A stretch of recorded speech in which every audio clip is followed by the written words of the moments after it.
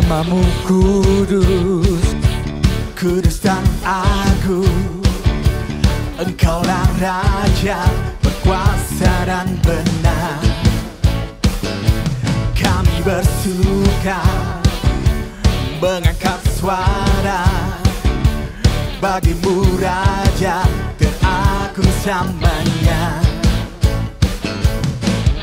Tak terbandingkan oleh megahnya dunia, kebenaran-Mu membebaskan, ubahkan segalanya.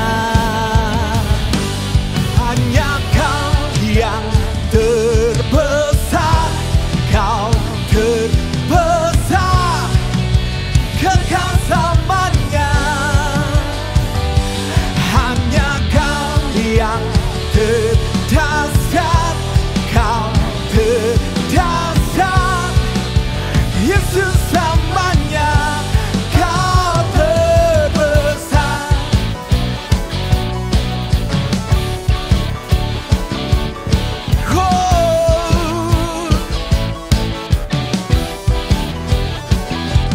Namamu kudus, kudus dan agung.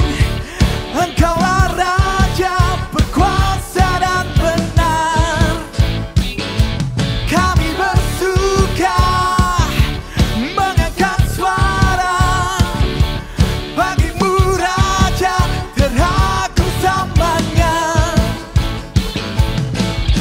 Tak terbandingkan oleh megahnya dunia, kebenaran-Mu membebaskan, ubahkan segalanya. Hanya Kau yang terbesar, Kau terbesar, kekal selamanya. Hanya Kau yang terdahsyat, Kau terdahsyat, Yesus selamanya. Kau terbesar. Mari semuanya berdoa bersama-sama.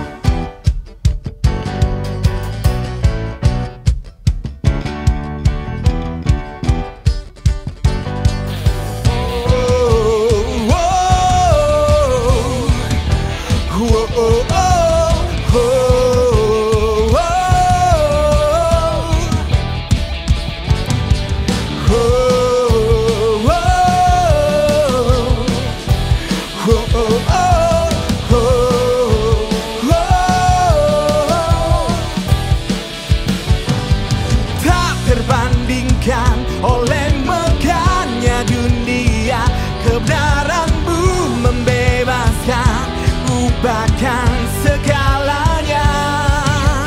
Tak terbandingkan oleh megahnya dunia, kebenaran-Mu membebaskan, ubahkan segalanya.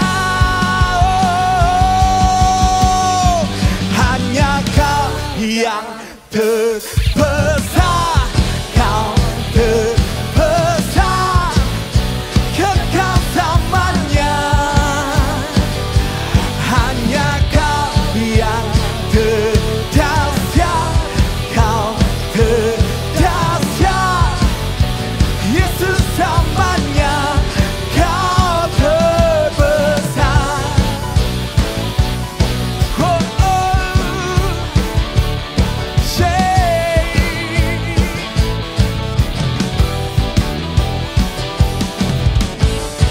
berikan sorak-sorai sekali lagi buat Tuhan Allah kita. Come on.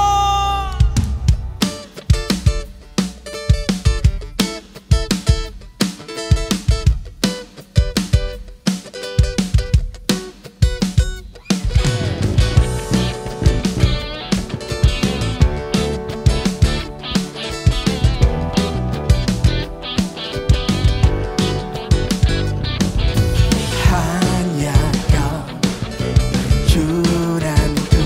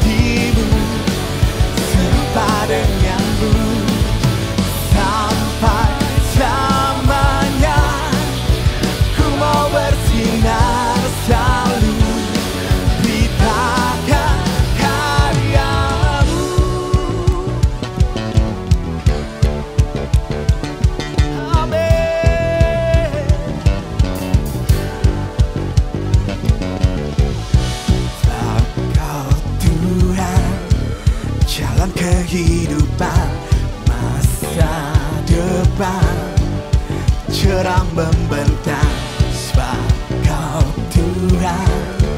Jalan kehidupan masa depan cerah membentang, sebab Kau Tuhan. Jalan kehidupan masa depan cerah membentang, sebab Kau Tuhan. Jalan kehidupan masa depan cerah membentang. Untuk hidupku jadikan seperti-Mu, serupa denganmu sampai selamanya. Ku mau bersinar selalu, beritakan karya bentuk hidupku, jadikan seperti-Mu, serupa denganmu sampai selamanya. Ku mau bersinar selalu, beritakan karya-Mu.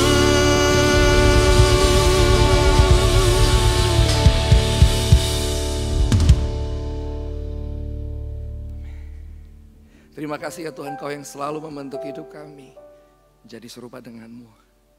Kami menyembah-Mu ya Tuhan. Kami angkat tangan kami, hidup kami bagi-Mu.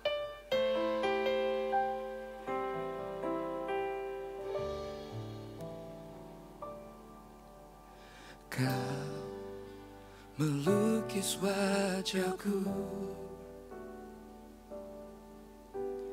di hadapan-Mu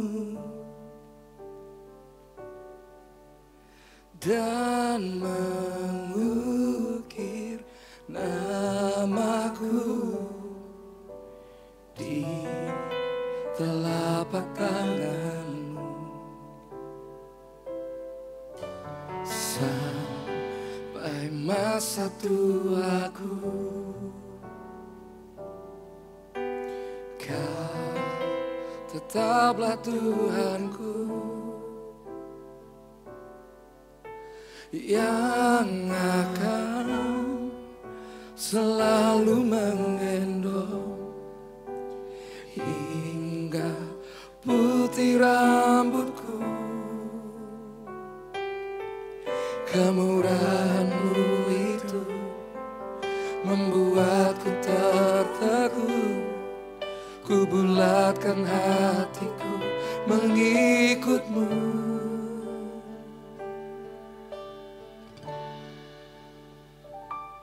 Ku angkat tanganku Yesus, memuji perbuatan-Mu. Sungguh tiada terukur kasih setia-Mu. Dalam naungan sayap-Mu ku mau terus menyembah-Mu. Kasih-Mu terukir di lubuk hatiku.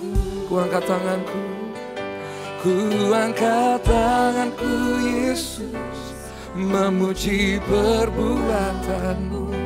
Sungguh tiada terukur kasih setia-Mu.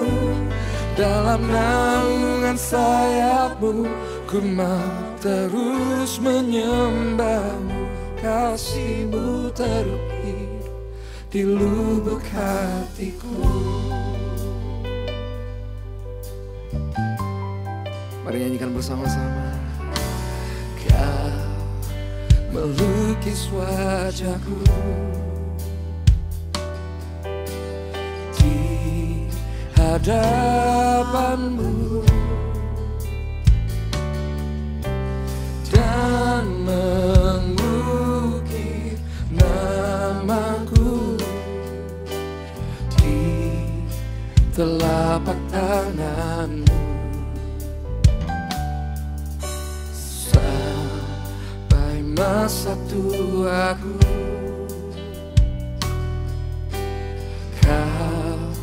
tetaplah Tuhanku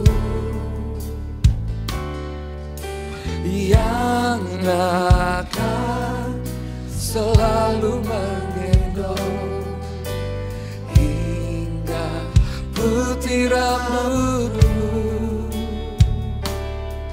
Kemurahan-Mu itu membuatku terteguh, ku bulatkan hatiku mengikut-Mu.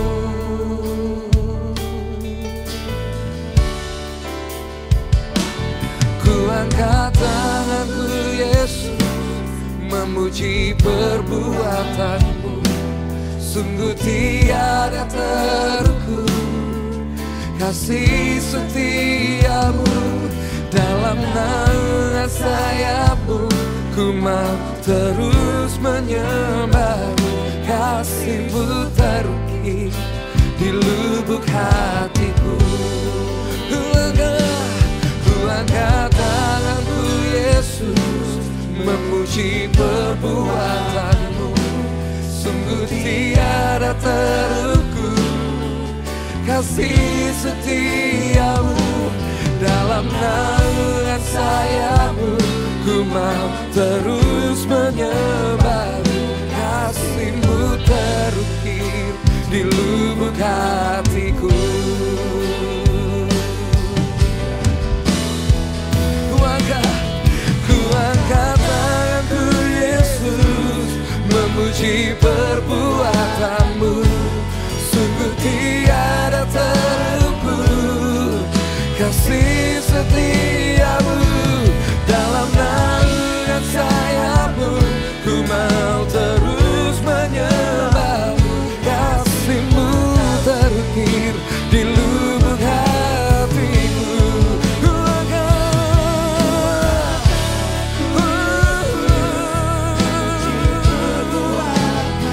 Sungguh tiada kasih setia-Mu.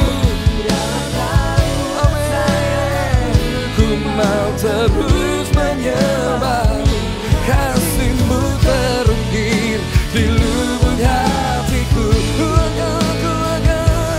Ku angkat tanganku Yesus, memuji perbuatan-Mu.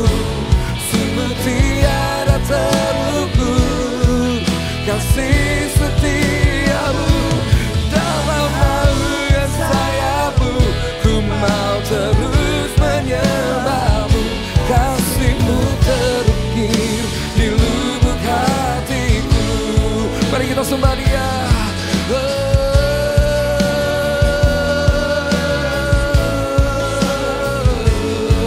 Haleluya.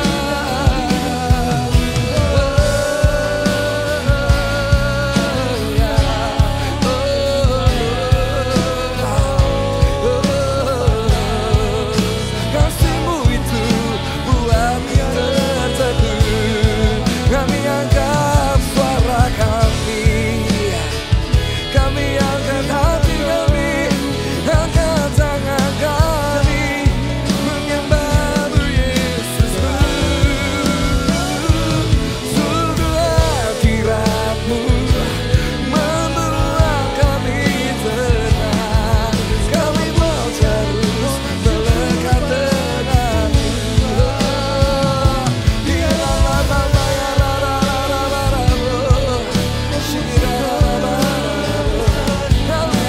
haleluya.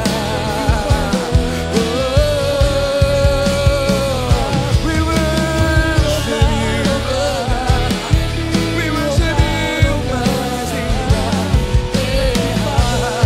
Biar kami menyembah-Mu terus ya Tuhan, di dalam hadirat-Mu, dalam naungan sayap-Mu.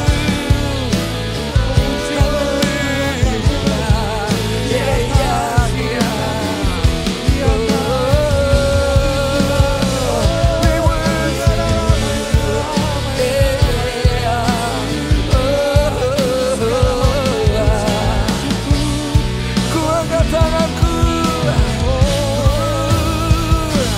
ku angkat tanganku Yesus, memuji perbuatan-Mu.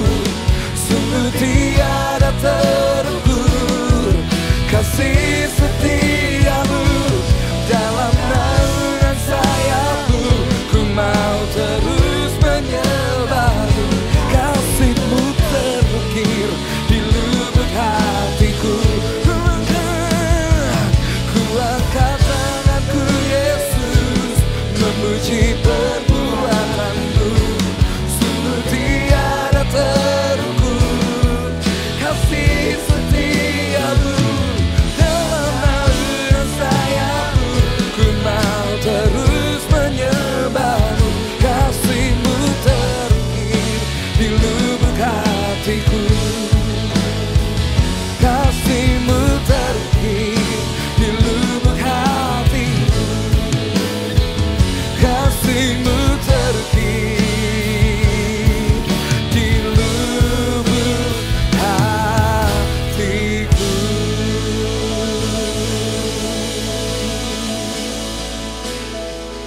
Ku datang padamu, Bapa terang, apa adanya,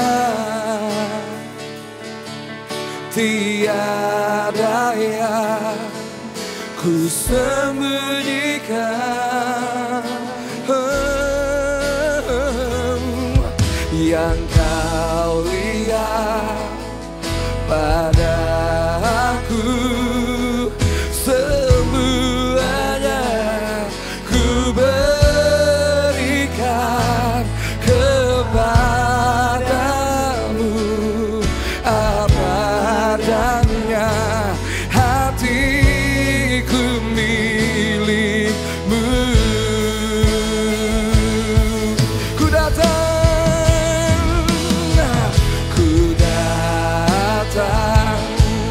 padamu, Bapa terang, dengan apa adanya, tiada yang ku sembunyikan.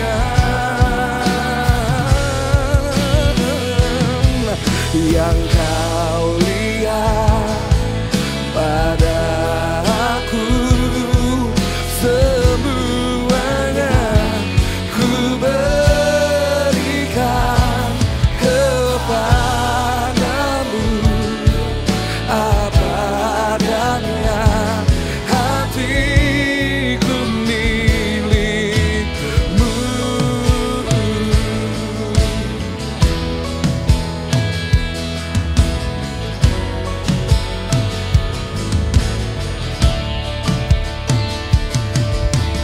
Yang Kau minta bukan sempurna, yang Kau rindukan ku tak berpura-pura. Ku tanggalkan pembelaanku, ku lepaskan setiap topengku. Ketika ku datang, apa adanya kan ku lihatkan. Apa adanya, di sanalah ku terima anugerah. Aku diterima,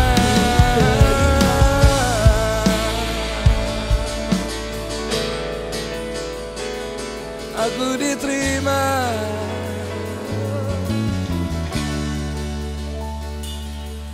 Ku datang padamu, Bapa terang, apa adanya, tiada yang ku sembunyikan. Yang Kau lihat, yang Kau lihat padaku, semuanya ku berikan kepadamu, apa adanya hatiku milikmu. Ku datang padamu, berterang apa adanya, tiada yang ku sembunyikan. Ya kau lihat padaku semuanya ku berikan kepadamu, apa adanya hatiku milikmu, apa adanya, apa adanya hatiku milikmu, apa adanya hatiku milikmu.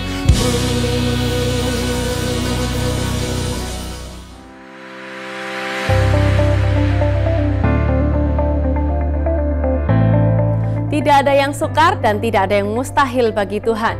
Mujizat itu nyata. Selamat datang di ibadah Gereja Muar Sharon. Berikut kami sampaikan pengumuman selama sepekan ke depan. Connect Group tetap diadakan secara online, agar setiap kita tetap dapat saling membangun dan saling menguatkan satu dengan yang lainnya. Bagi Anda yang rindu bergabung bersama dengan kami, Anda dapat menghubungi call center yang tertera di layar Anda. Anda dapat memberikan persembahan dan perpuluhan dengan melakukan scan QR Code atau melakukan transfer melalui nomor rekening yang tertera di layar Anda.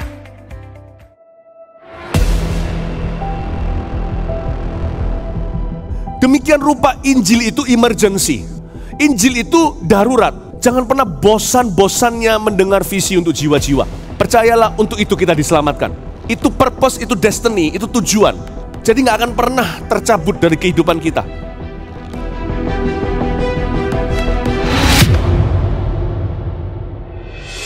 Gak ada cara lain. Pergi, JG harus menjangkau jiwa. Bawa jiwa-jiwa datang kepada JG Anda. Dan saya percaya bukan hanya JG-mu untuk memenangkan jiwa, tapi secara pribadi Anda pun tidak akan pernah lelah. Tadi saya bilang, penginjilan itu membuat kita berapi-api dengan Tuhan, tidak akan pernah lelah. Jadi proyek pertama, proyek membangun pertama, di mana Yesus terlibat langsung di dalamnya, adalah membangun gereja lokal. Bapak, apa yang menjadi mimpimu berikutnya? Biar aku ambil sebagian. Seperti seorang anak menopang bapaknya. Kita bukan cari pengganti, kita mempersiapkan pewaris.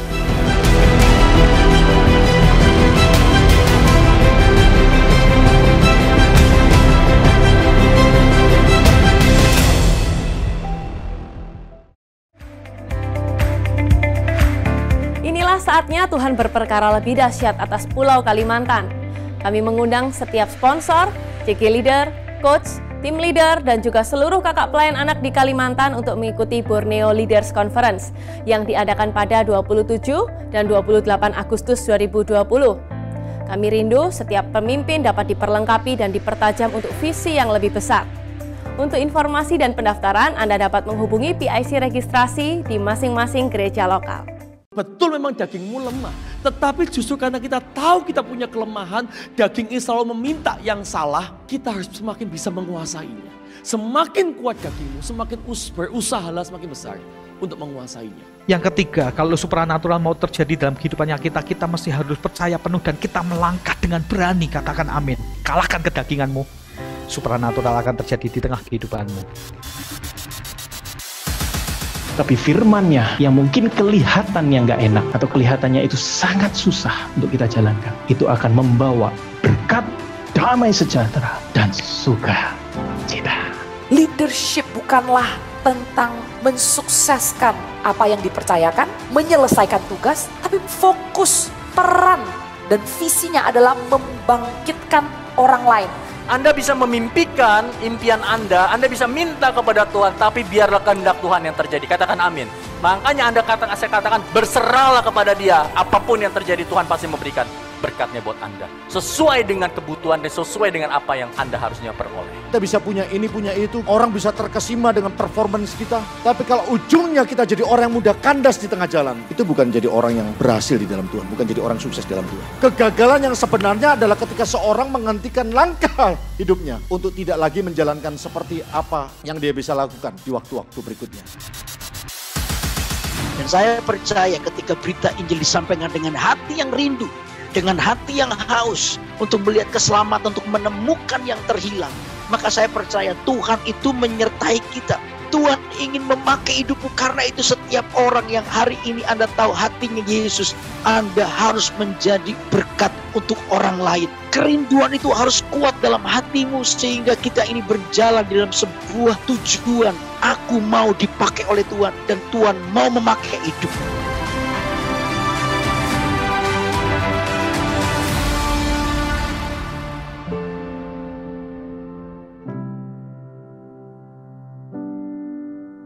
Happy banget, seru banget, meskipun online nggak mengurangi rasa kekeluargaan, mengurangi sukacita. Berasa home, jadi nggak kerasa gitu loh, capeknya dari pagi sampai malam tiba-tiba udah gelap gitu, nggak kerasa. Isi hati saya lebih diobrak-abrik sama Tuhan dan lebih ditegur. Sejak dari sekarang saya ingin memperbaiki diri dan jika ada kesempatan untuk memberikan Injil, saya akan langsung mengambilnya. Gak ada kata alay atau berlebihan dalam mencintai Tuhan, karena Tuhan itu mau pakai orang itu yang benar-benar mau memberikan yang terbaik untuk melayani Tuhan. Jadi kayak gak sabar lagi untuk AOG Camp tahun depan, dan kalau bisa offline. Thank you GMS.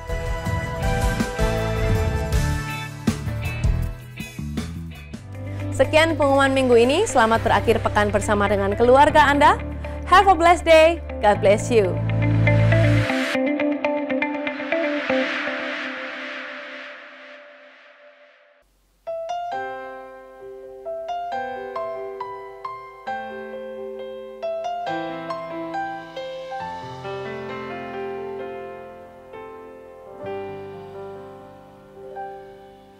Kau tahu apa yang ku perlukan, dan aku beriman, walaupun tak kulihat, tak ku rasakan, Engkau sedang bekerja.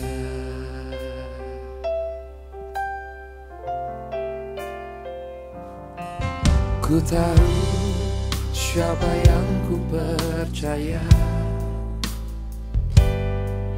dan aku berharap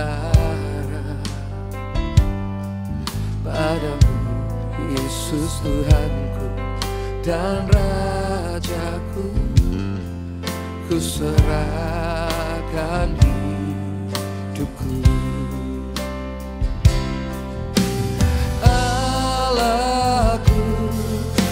Akan memenuhi segala keperluanku, menurut kekayaan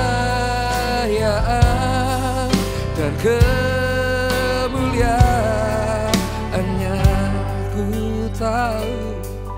Ku tahu siapa yang ku percaya, dan aku berharap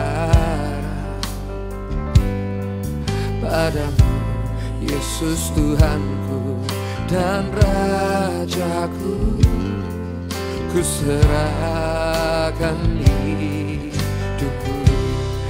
Allahku, Allahku akan memenuhi segala keperluanku, menurut kekayaan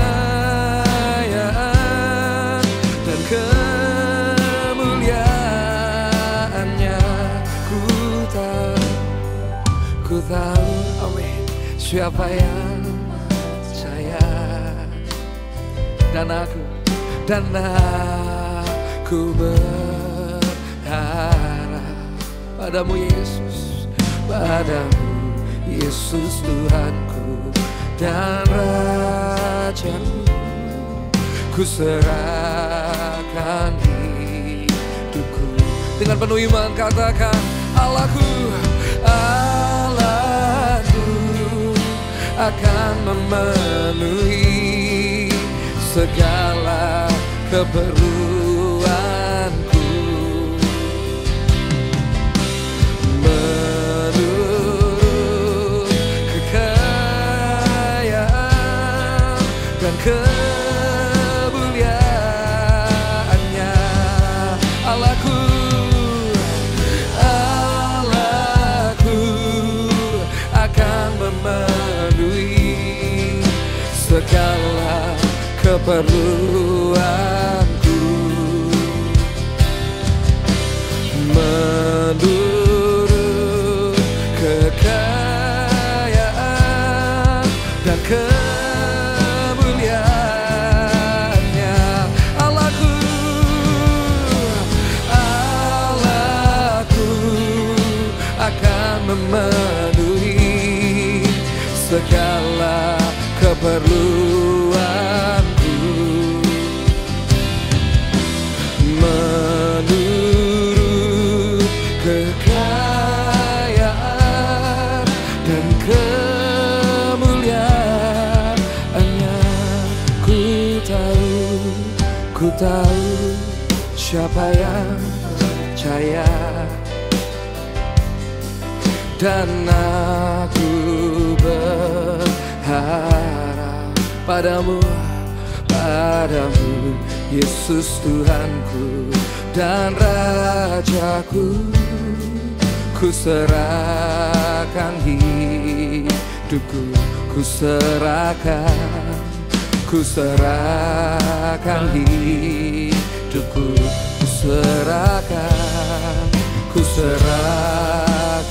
hidupku. Kami serahkan hati dan hidup kami hanya kepada Tuhan Yesus. Sebab Engkaulah Tuhan kami, Allah kami, gunung batu kami yang teguh, benteng pertahanan kami di saat susah, pertolongan yang tidak terduga. Terima kasih Engkau sebagai Bapa yang dapat kami andalkan. Dalam segala keadaan, Engkau selalu setia. Thank you Tuhan Yesus, kepadamu kami serahkan hidup kami. Dan sekarang hamba juga mau menyerahkan jemaat-Mu ke dalam tangan-Mu. Berkatilah, sebab kami ini milik-Mu. Dalam nama Yesus, amin. Puji Tuhan, shalom semuanya. Mari kita siapkan untuk mendengar firman Tuhan. Lanjutan dari minggu yang lalu ketika saya menyampaikan tentang berkat Musa atas 12 suku Israel. Kita lanjutkan sekarang. Kita buka dulu firman ini dari Ulangan 33. Review lagi, ulangi ayat pertama. Berkat Musa kepada suku-suku Israel. Inilah berkat yang diberikan Musa abdi Allah itu kepada orang Israel sebelum ia mati. 2 kali akhir pekan kita belajar tentang kuasa doa. Ya, dan ini kuasa doa Musa dan nubuatan Tuhan dari mulutnya. Hidup kita dalam nubuatan Allah, percayalah kita berada dalam rancangan dan rencananya.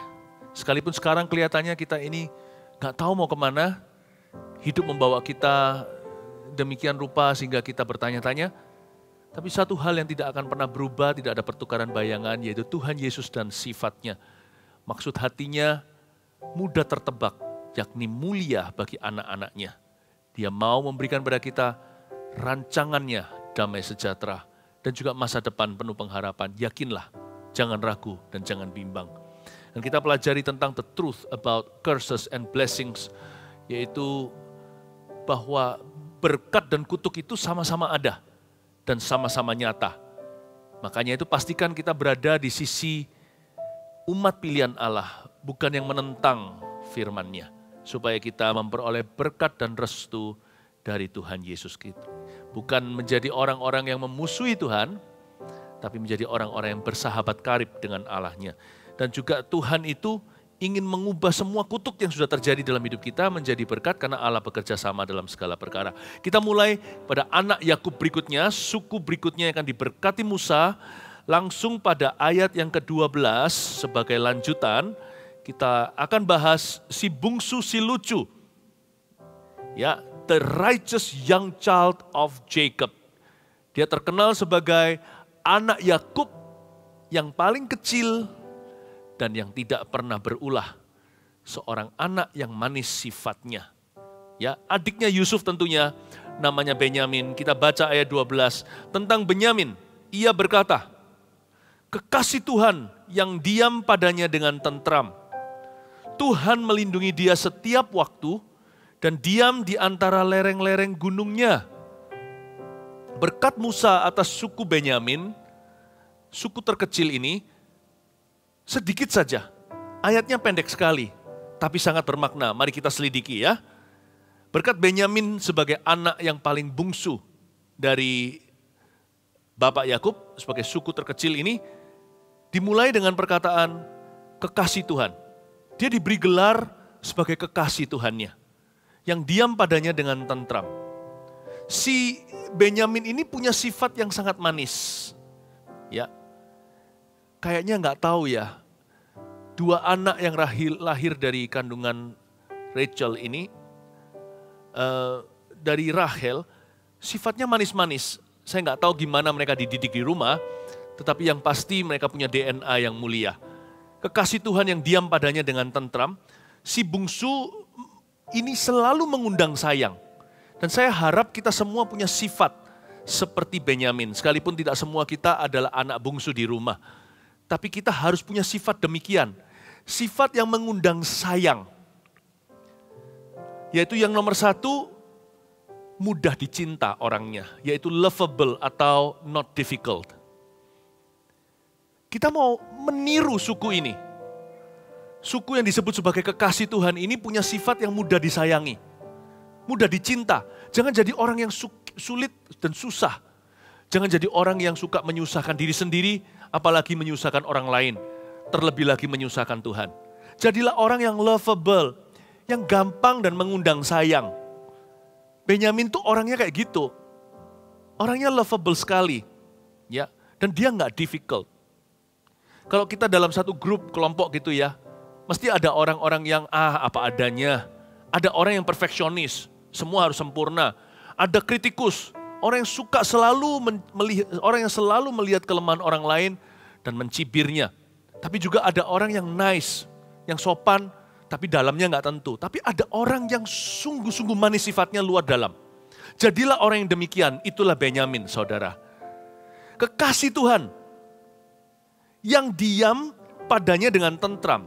Kata diam padanya dengan tentram, Benyamin ini ada satu kelebihan. Dia adalah peran pembantu yang setia. Benyamin terkenal sebagai satu suku yang orang-orangnya itu excellent dalam kerja. Suku Benyamin itu melahirkan banyak orang-orang yang sungguh-sungguh dalam profesinya. Tak terkecuali keluarga Raja Saul yang merupakan orang-orang yang berhasil berbisnis di zaman itu. Ya.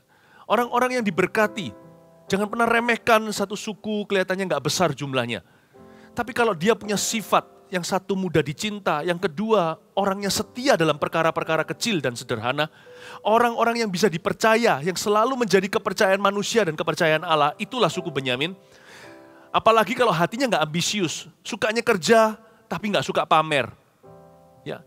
Yang dia pedulikan bukan posisi dan jabatan, tapi fungsi dan juga effectiveness atau efisiensi. Suku Benyamin orang yang seperti itu. Orang yang mudah untuk dipercayai. Karena itu tidak heran Alkitab mengatakan di ayat 12 berikutnya, Tuhan melindungi dia setiap waktu. Apakah berkat orang yang hatinya sungguh-sungguh? Apakah berkat orang-orang yang bisa mudah jadi kepercayaan orang lain? Yang pertama, Tuhan melindungi dia setiap waktu. Selalu akan ada orang yang menanggungnya. Itu dia. Kemanapun Benyamin pergi selalu jadi orang kesayangan. Selalu jadi orang kepercayaan. Sampai kapanpun orang begini susah cari dan langka di dunia. Selalu menjadi rebutan, sekalipun dia nggak tentu menjadi bos atau menjadi ketua. Tapi orang-orang berkenamaan, orang-orang berkedudukan, orang-orang yang punya kuasa, berpengaruh, butuh orang-orang seperti itu. Benyamin adalah kelompok orang-orang yang tidak ambisius. Hatinya baik-baik. Sekalipun dia bungsu, dia bukanlah anak manja. Dia suka bekerja, excellent sekali dalam pekerjaan, tapi tidak ambisius untuk kedudukan. Orang seperti ini selalu akan ada orang yang memperebutkannya. Selalu akan ada orang yang menanggungnya seumur hidupnya. Orang seperti ini mudah dapat pekerjaan karena sifatnya baik.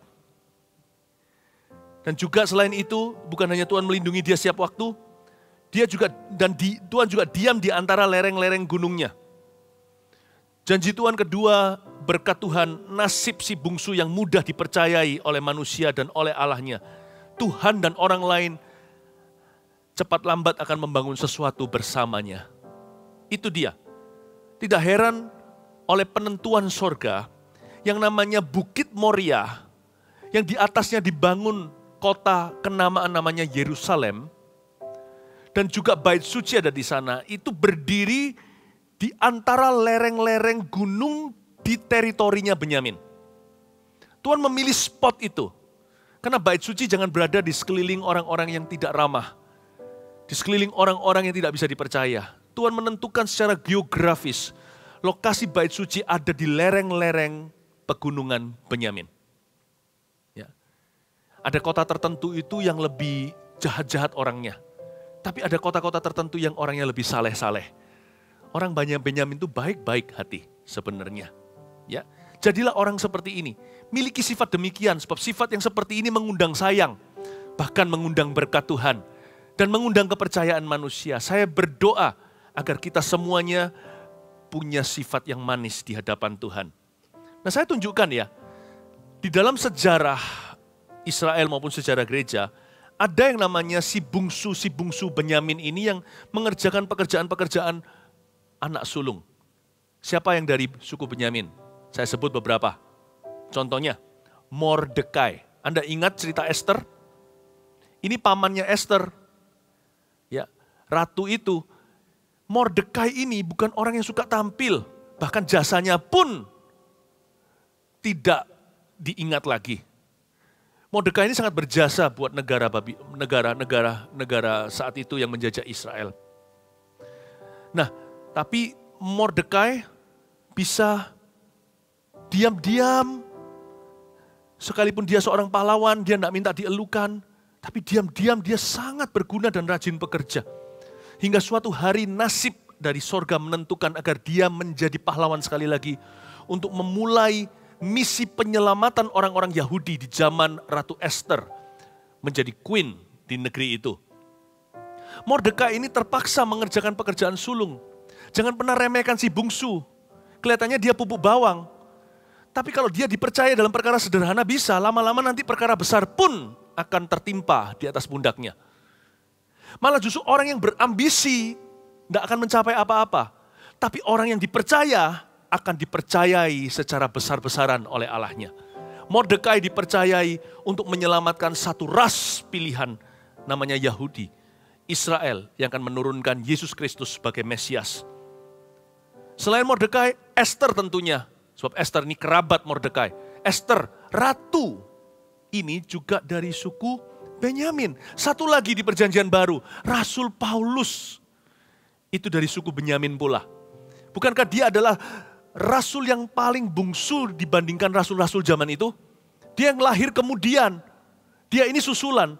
Tapi ternyata Bapak Ibu Saudara, Rasul Paulus ini menjadi rasul terbesar kalau bicara soal misi di antara bangsa-bangsa non-Yahudi.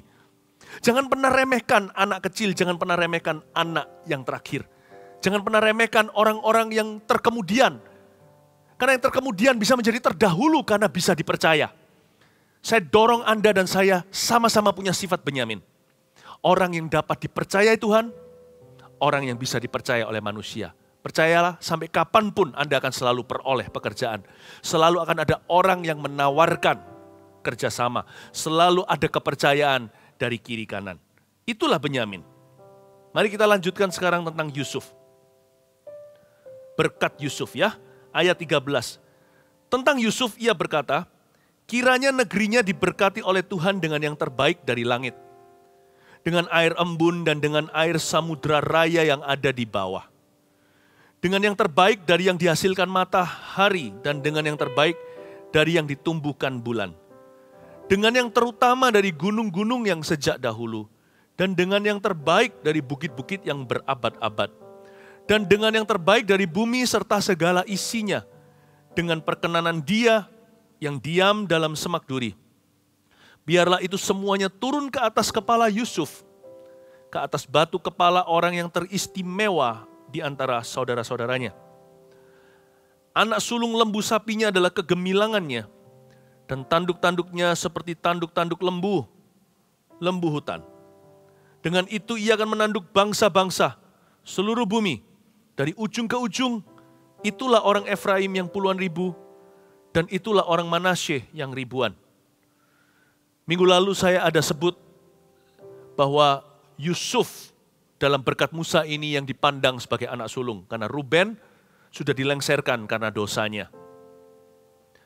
Nah, kalau kita baca, Yusuf ini mendapat berkat yang terbaik. Dia mendapatkan berkat yang namanya great plenty and great power. Dia diberi Tuhan kedua-duanya, kelimpahan dan kuasa. Diberi kekuatan yang lebih dari saudara-saudaranya. Waktu kita baca ayat-ayat tersebut tentang berkat Yusuf dari Musa, saya perhatikan bahwa semua berkat itu datang dari tempat yang tinggi. Baik itu gunung lah, baik itu dari salju, air hujan, dari bukit, dari bukit yang berabad-abad dan sebagainya, sebagian besar dari tempat yang tinggi. Tuhan ingatkan kita bahwa berkat itu datangnya dari Allah, bukan dari usaha kita. Karena berkat Tuhanlah yang menjadikan kaya. Saya tidak bicara tentang materi saja, saya bicara tentang berkat secara keseluruhan. Susah payah tidak akan menambahinya kalau berkat itu datangnya dari Tuhan. Lalu saya jadi ingat Mazmur 127, nggak usah dibuka. Berkat Tuhan pangkal selamat, itu judulnya di Alkitab Bahasa Indonesia kita. Jikalau bukan Tuhan yang membangun rumah, sia-sialah orang membangunnya. Jikalau bukan Tuhan yang mengawal kota, sia-sialah kita mengawalnya. Sia-sia kita bangun pagi-pagi, kerja lembur-lembur, tidur malam-malam. Sebab Tuhan memberikan kepada orang-orang yang dikasihnya pada waktu dia tidur. Demikianlah orang-orang yang takut akan Tuhan di dalam tangan pahlawan. Dia disimpan di tabung panah hingga waktunya tiba. Kalau saya baca ayat-ayat ini, pikirkan tentang Yusuf. Yusuf itu tidak berbuat banyak, malah apes melulu. Cerita mimpi dijual ke saudagar, dilemparkan ke sumur dulu. Sampai ke sana, berakhir di rumah Potifar, udah bagus-bagus, naik kedudukan jadi orang kepercayaan. Ya, dia punya sifat mirip dengan saudara kandungnya, satu mama, satu ayah. Ya, sama-sama anak Rahel, yaitu Benyamin. Yusuf juga disebut punya roh yang sangat manis di perjanjian lama ketika dia bertemu dengan saudara-saudaranya, dia tidak membalas dendam atau dia tidak sakit hati. Nah Yusuf karena manis itulah di rumah Potifar, dia jadi favorit Tuan. Dia jadi populer di antara pekerja. Dia menjadi orang kepercayaan. Tapi setelah itu apes lagi. Ya, difitnah, dicobai oleh istri Potifar sendiri, lalu dimasukkan ke penjara lagi. Kalau saya pikir-pikir lagi, tidak ada satu hal apapun yang Yusuf lakukan itu mengundang good luck. Apapun yang dia kerjakan berakhir selalu terpuruk lagi. Dia selalu tersungkur, itu nasibnya. Selalu gugur.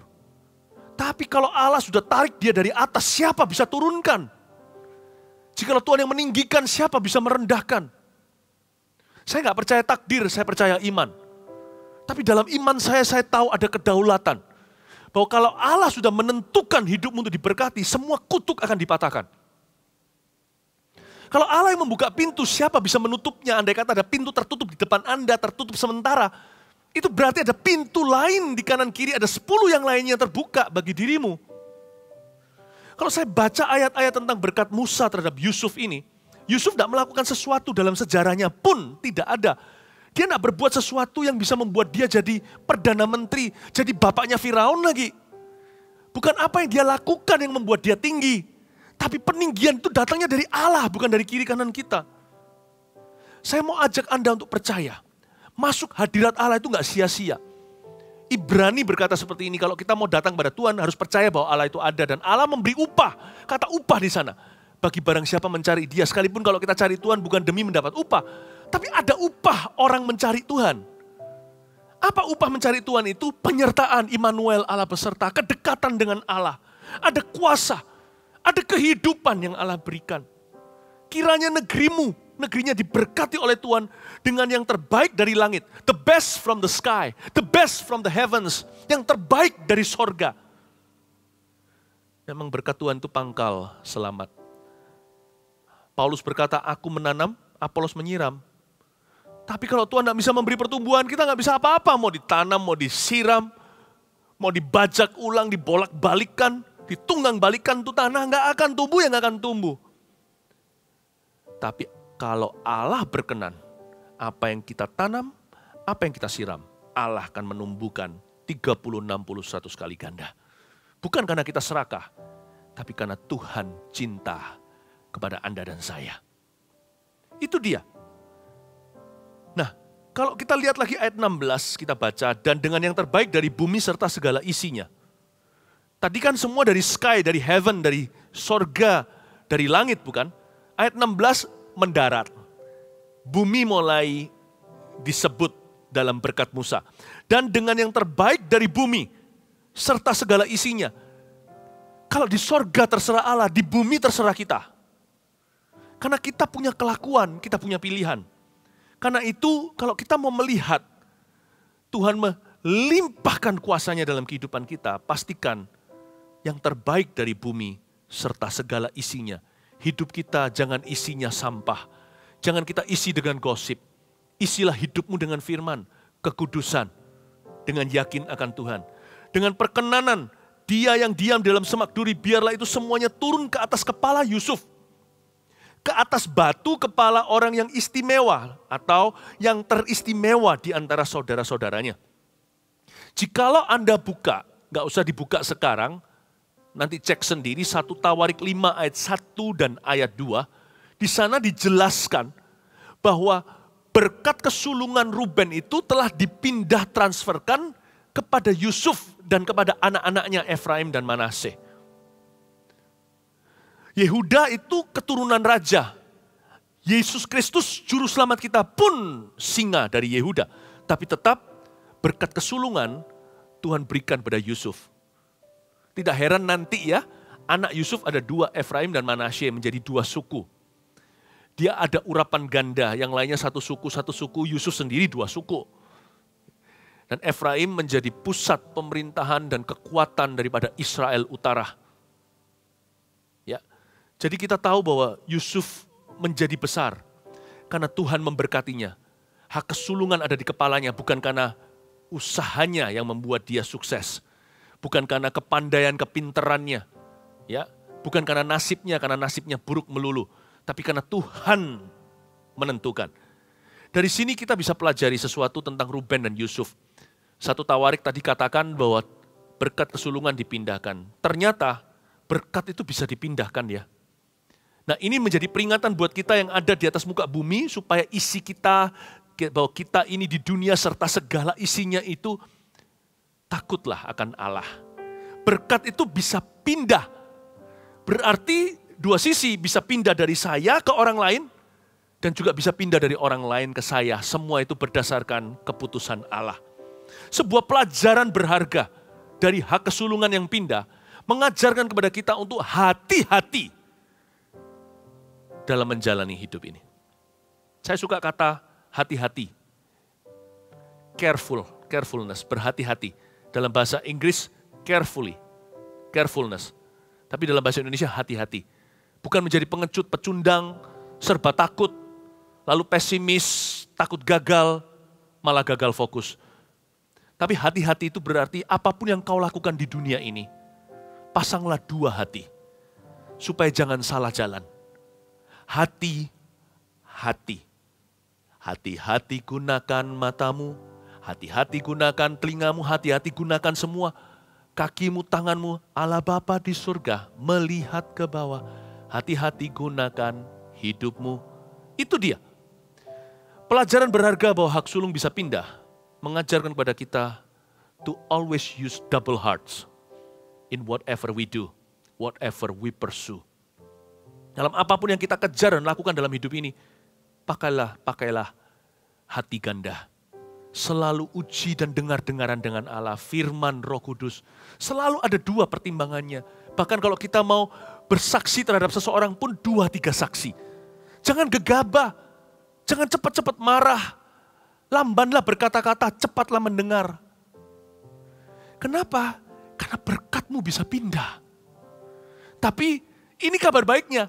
Berarti kalau kita sekarang terpuruk, kalau kita mengikuti Tuhan dengan segenap hati, segenap jiwa, dan kalau kita mengasihi sesama kita dengan segenap hati pula, double heart.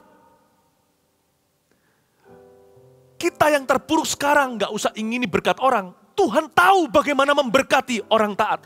Tuhan tahu bagaimana memberkati orang setia. Tuhan tahu bagaimana memberkati orang benar. Yusuf ini dibuang di sumur, dijual ke saudagar, dilupakan, difitnah, masuk penjara. Lalu setelah itu jasanya tidak dianggap menjadi sesuatu. Setelah itu bertahun-tahun di penjara, si tukang minuman tersebut, juru minuman tersebut lupa. Tapi akhirnya cepat lambat. Karena dia selalu mengikut Tuhan dengan double heart. Nasib tidak bisa jauh. Tuhan takdirkan dia untuk tinggi. Maka apa yang terjadi? Tuhan pindahkan semua berkat itu kepada Yusuf. Makanya di sini dikatakan batu kepalanya Yusuf pun dijadikan sebuah komentar. Dia adalah orang yang teristimewa di antara saudara-saudaranya. Berkat saudaranya semua dipindahkan ke dia istilahnya. Mereka kelaparan minta gandum ke Mesir, bukankah itulah ceritanya Yusuf ketemu dan reuni kembali dengan keluarganya. Jangan pernah lihat nasibmu sekarang. Ujilah hatimu. Jikalau ada Kristus di sana, Anda masih punya rancangan damai sejahtera dan masa depanmu penuh pengharapan. Ayat 17, anak sulung lembu sapinya adalah kegemilangannya dan tanduk-tanduknya seperti tanduk-tanduk lembu hutan. Keturunan Yusuf diberkati dengan orang-orang perkasa. Kita mulai bicara soal tanduk, bukan lagi great plenty atau kelimpahan. Kita mulai bicara tentang great power. Inilah sebuah suku yang melahirkan banyak pemimpin. Ya.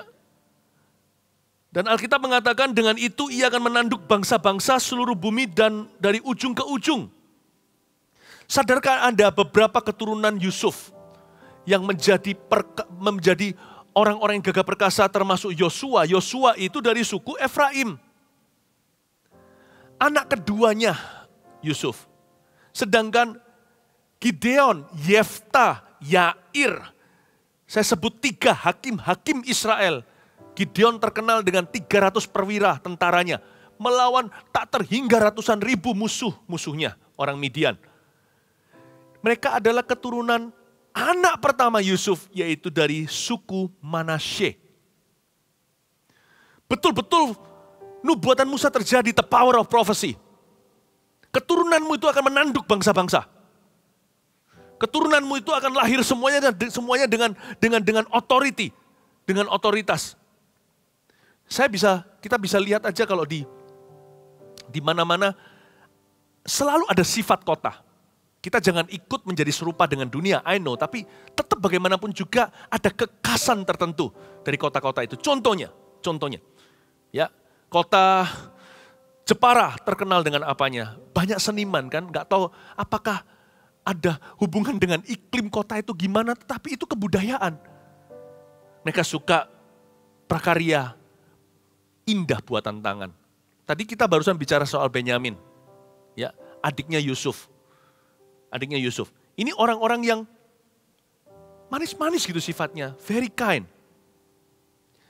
Kadang-kadang saya pergi ke negara tertentu, saya bisa menemukan di situ orang-orangnya ramah-ramah ya.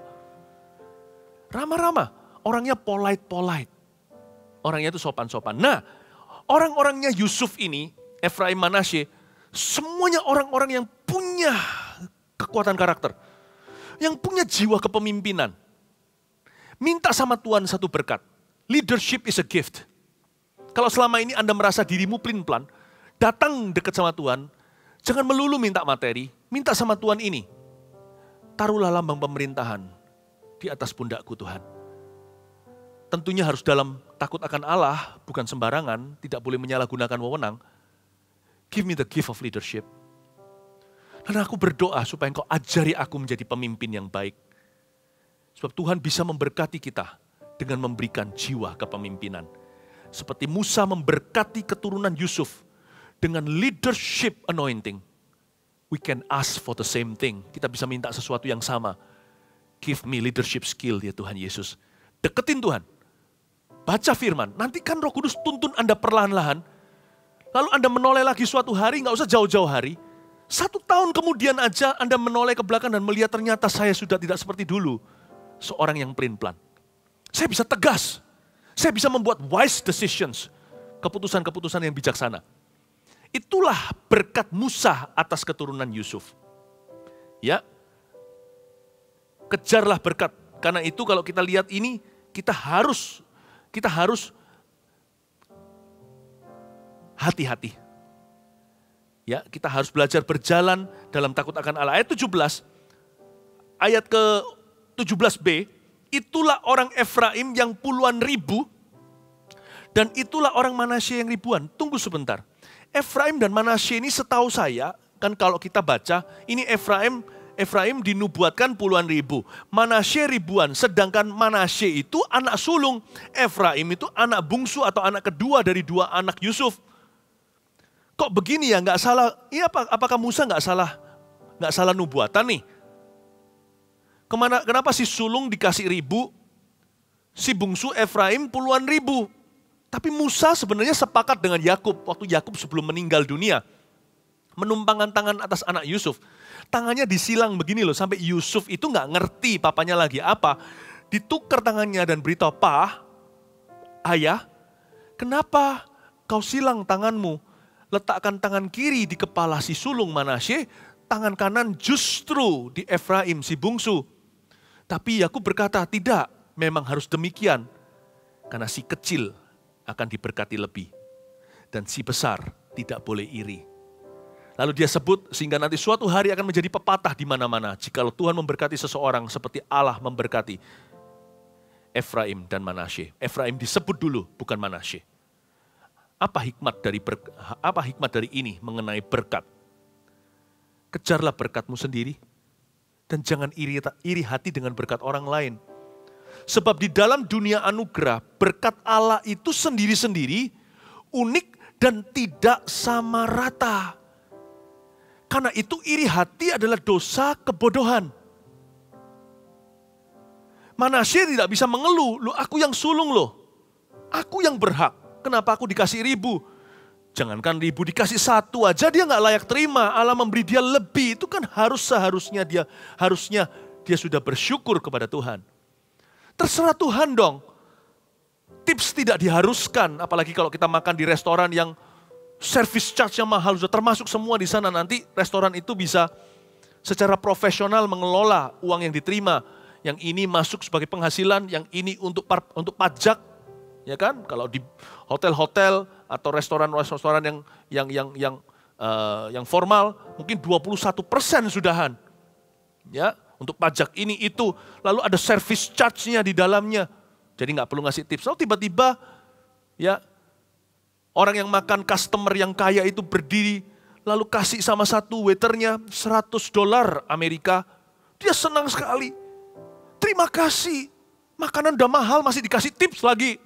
Sudah termasuk service charge, dia nggak peduli. Oh, dasar orang yang murah hati. Lalu dia lihat ke kiri. Waiter yang lain, temannya, koleganya, dikasih $1000 dalam amplop. Dia nggak bisa marah dan cekik temannya. Dan berkata, kasih sama rata. Kalau si tuan majikan itu atau orang atau customer tersebut, apalagi kalau dia raja, dia mau kasih berapa tipsnya itu kan urusan dia. Kita nggak boleh iri hati. Sebab Allah kita itu adil, bukan fair. God is just, bukan fair. Menurut standar orang atau standar kita. Nggak fair Tuhan, dia dikasih gini, kok aku enggak. Kalau mau fair, semua kita dikasih neraka. Karena itulah yang layak kita terima, bukankah kita orang berdosa jatuh dari kemuliaan Allah.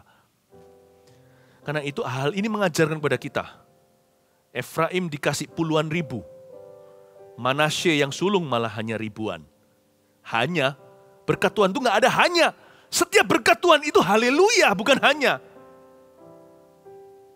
Kejar berkatmu sendiri ya, dan jangan iri hati lagi. Dalam dunia anugerah, berkat Allah memang tidak sama rata. Kerjakan aja bagianmu. Kerjakan tanah sendiri, gemburi. Biar bertumbuh dong, 30, 61 kali ganda. Siapa bilang, siapa yang mulai dengan sedikit berakhir sedikit. Siapa juga yang bilang siapa yang bermodal banyak akan berakhir banyak. Hidup masih jauh, hidup masih panjang. Kita masih bisa mengalami peningkatan pertumbuhan atau stagnasi dan penurunan. Kita masih bisa mengalami pelipat gandaan. Saya nggak bicara soal materi, saya bicara soal lengkapnya berkat Allah. Bicara soal rancangan damai sejahtera. Orang bisa mulai happy, berakhir menyedihkan. Tapi orang bisa mulai sedih, tapi kalau dia setia, dia pasti akan berakhir pada rencana Allah. Efraim dan Manasye, jangan berantem lagi. Yang punya lebih jangan sombong hati, yang punya sedikit jangan tawar hati. Allah bekerja, itu yang penting. Dan Allah memberkati kita. Kejarlah berkat itu, jangan iri berkat orang lain. Ayat 18, tentang Sebulon. Berkat Sebulon ya, tentang Sebulon ia berkata, bersukacitalah hai Sebulon, atas perjalanan-perjalananmu, dan engkau pun hai Isakar, atas kemah-kemahmu. Bangsa-bangsa akan dipanggil mereka datang ke gunung, di sanalah mereka akan mempersembahkan korban sembelihan yang benar. Sebab mereka akan mengisap kelimpahan laut dan harta yang terpendam dalam pasir. Di dalam ayat-ayat 18 dan 19 ini sebenarnya ada dua suku 2 in 1. Sebulon, lalu berikutnya hai Isakar. Sebulon dan Isakar ini sama-sama anaknya Mama Leah. Mereka itu jangan dipisahkan. Bahkan di Kanaan mereka itu berdampingan. They are neighboring tribes atau suku yang tetanggaan. Ya. Jadi Tuhan itu baik ya. Musa itu juga mencerminkan hati penggembalaan. Allah kita itu nggak suka memisah-misahkan. Makanya Tuhan itu Tuhan itu adalah Allah yang mempersatukan. Saya bisa bayangkan andai kata kalau Sebulon dan Isakar ini adalah anak-anak kecil di yatim piatu gitu ya. Kalau ada yang adopsi, nggak adopsi satu, tapi adopsi dua sekaligus. Kenapa? Kasihan mereka dipisahkan. Saking dekatnya. Ya, adik kakak Sebulon Isakar ini sangat erat hubungannya. The best of friends. Jadi Tuhan nggak mau memberi mereka warisan yang berbeda. Masing-masing ada kuota. Tapi Tuhan menjadikan mereka itu satu nubuatan. Saya senang sekali. Sometimes God gives us blessings that we cannot enjoy by ourselves. Kadang-kadang Tuhan memberikan kita berkat yang tidak bisa kita nikmati sendirian. Ada berkat itu yang sifatnya korporat. Sebulon dan Isakar ini contohnya. Karena nggak boleh egois. Nggak boleh egois. Ada berkat itu yang harus didapat bersama. Diusahakan bersama. Diminta bersama. Saya berdoa supaya Sebulon Isakar juga menjadi suatu pengajaran indah bagi suami istri dalam mengikut Kristus. Sama-sama teman sewaris kehidupan. Mereka itu di Kanaan juga berdampingan. Nah, kita lihat orang Sebulon dan Isakar itu berkatnya di mana? Berkatnya di bisnis ternyata. Mereka berkatnya di bisnis. Bersukacitalah hai Sebulon atas perjalanan-perjalananmu. Ini bisnis tripnya. Perjalanan bisnisnya. Dan engkau pun hai Isakar atas kemah-kemahmu. Lalu ayat-ayat di bawah yang kita baca di ayat 19 tadi, bangsa-bangsa dipanggil dan sebagainya, mempersembahkan korban, lalu mengisap kelimpahan laut dan harta yang terpendam di dalam pasir. Sebulon memang adalah kota pelabuhan, wilayah pelabuhan. Jadi dia itu seaport. Sedangkan Isakar itu inland atau pedesaan. Jadi ini these brothers atau saudara, dua saudara ini, saudara kandung, mereka ternyata yang satu gagah perkasa di perairan, yang satu lagi gagah perkasa di pedalaman. Memberikan kepada kita suatu hikmat juga tentang bisnis untuk diversifikasi yang perlu. Saya nggak mengatakan bahwa teori itu benar. Itu semua teori yang dicatat, yang seringkali dicetuskan di marketplace. Itu teori duniawi. Tetapi hari ini kita diajari bahwa kita harus imbang. Jangan segala sesuatu itu pikirannya ke situ kecuali untuk Tuhan. Kalau untuk perkara-perkara yang sementara di dunia ini, belajarlah untuk bijaksana. Ya, mereka ini disuruh oleh Musa untuk bersukacitalah hai Sebulon atas perjalananmu. Bersukacitalah hai Isakar atas kemah-kemahmu. Mereka diajari untuk memiliki sifat hati yang benar selalu. Kira-kira gini bunyinya. Thank God for the gains. Thank God for gains. And I have to make best for my losses. Terpujilah Tuhan. Bersyukur untuk semua keuntungan. Tapi aku harus bisa memanfaatkan setiap kerugian yang memang harus terjadi. Win some, lose some, kadang untung, kadang rugi. Tapi Tuhan memberi, Tuhan mengambil. Blessed be the name of the Lord, terpujilah nama Tuhan. Harus miliki hati seperti itu. Karena kaum Sebulon memang kaum bisnis. Sebulon ini dan Isakar, ini kayak seperti orang Wenconya Tiongkok. Kalau di China, ada satu suku, ada satu provinsi itu banyak keluar diaspora ke seluruh dunia. Jadi pengusaha berhasil di mana-mana, di Italia, di mana-mana di bangsa-bangsa. Ya, Anda tentunya pernah dengar mungkin beberapa provinsi di mainland. Seperti Guangzhou, ya, ada orang yang suka shopping di situ, ada Hangzhou, ada Guangzhou, ada Fuzhou, ada segalanya. Ada banyak beberapa zhou. Yang ini terkenal sekali, bahkan di kalangan orang-orang China pun mereka tahu. Orang-orang Wenzhou itu pinter-pinter bisnis dan biasanya berhasil di negeri orang. Demikian pula orang Sebulon. Dia itu bersukacita dalam perjalanan-perjalanannya. Dan orang Isakar kuat di kemah-kemahnya. Kalau benteng-bentengan itu benteng mereka dua. Nggak bisa bangkrut, nggak bisa rugi. Karena kalau satu lemah, satu akan konsolidasi. Ini luar biasa sekali. Ya. Nah, Sebulon berkatnya mereka apa? Berkat pebisnis. Nah, kita bisa minta, kalau Anda adalah seorang pengusaha, mintalah sama Tuhan berkatnya Sebulon. Berkatnya Isakar apa? Saya tunjukkan ya, ada 3 di sini. Yang pertama dikatakan, bangsa-bangsa akan dipanggil mereka datang ke gunung. Bangsa-bangsa disuruh, lai, ke sini. Bekerja sama dengan kami. Yang pertama, berkat Sebulon dan berkatnya Isakar, berkat pebisnis kerajaan Tuhan, nomor 1. Bisa mengajak pekerja, rekan, dan kongsian untuk takut akan Tuhan. The blessing of influence. Mintalah sama Tuhan berkat pengaruh. Aku bisa membawa kongsianku. Aku bisa membawa staf pekerjaku. Aku bisa membawa rekan-rekanku. Supplier lah, apalah namanya. Aku bisa membawa mereka untuk takut akan Tuhan. Bangsa-bangsa akan dipanggil mereka datang ke gunung. Ke gunungnya Allah mereka, ke gunung Tuhan. Ya. Lalu di sanalah mereka akan mempersembahkan korban sembelian yang benar. Mereka mempersembahkan korban yang kedua. Ini berkat pebisnis dalam kerajaan Tuhan. Agar bisa mendanai pekabaran Injil ke seluruh dunia. Pertama, the blessing of influence. Yang kedua, the blessing of divine treasury. Seperti menjadi bendahara kerajaan Allah. Mereka mempersembahkan korban sembelihan yang benar untuk kebenaran. Untuk kebenaran Tuhan, bukan kebenaran manusia. Kami mendanai pekabaran Injil sampai ke seluruh bumi. Itu berkat pebisnis Kristen. Yang ketiga, mereka akan mengisap kelimpahan laut dan harta yang terpendam di dalam pasir. Ini bukan sekedar kekayaan, tapi kemakmuran yang dari Tuhan. Yang ketiga, memperoleh kemakmuran yang dari Tuhan. Godly prosperity. The blessing of godly prosperity. Satu berkat namanya kemakmuran yang takut akan Tuhan. Bukan Injil kemakmuran, tapi kemakmuran yang bertujuan. Karena itu Alkitab di sini bukan berkata mereka akan mengisap kekayaan, tapi mengisap kelimpahan. Bedakan kekayaan dan kelimpahan.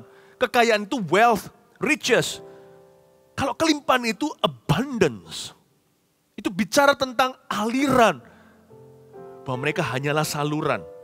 Kelimpahan laut dan harta yang terpendam di dalam pasir. Saya jadi ingat kata-kata Tuhan pada Abraham.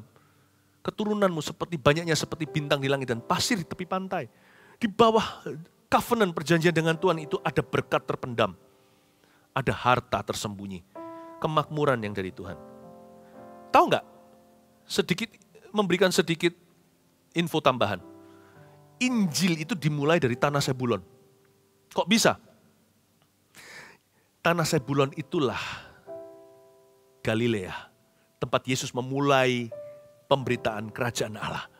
Dan dari situlah, dari Galilea, dimulailah Injil damai sejahtera dan tersebar sampai seluruh dunia juga lewat lautan. Dibawa oleh para rasul, khususnya Rasul Paulus, rasul suku Benyamin itu. Tanah Sebulon mendapatkan nubuatan daripadamu. Seluruh bangsa-bangsa akan kau bawa ke gunungku. Dan engkau akan mempersembahkan korban yang berkenan kepadaku. Luar biasa ya. Oh, mintalah sama Tuhan, para pebisnis. Jangan bekerja demi uang, jangan hidup untuk money. Hiduplah untuk kerajaan Tuhan. Minta sama Tuhan Yesus berkat ini. Aku mau mengajak rekan-rekanku untuk takut akan Tuhan. Aku mau mendanai pekabaran Injil sampai kemana-mana. Dan aku mau memperoleh kemakmuran yang datangnya dari Engkau. Susah payah tidak menambahi berkat-Mu pangkal selamat.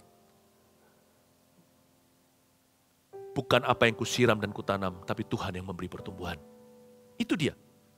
Lanjutkan sekarang tentang Gad. Berkatnya Gad apa? Ini semua adalah suku-suku yang kurang didengar atau kurang kita pelajari biasanya. Tentang Gad ia berkata, terpujilah dia yang memberi kelapangan kepada Gad.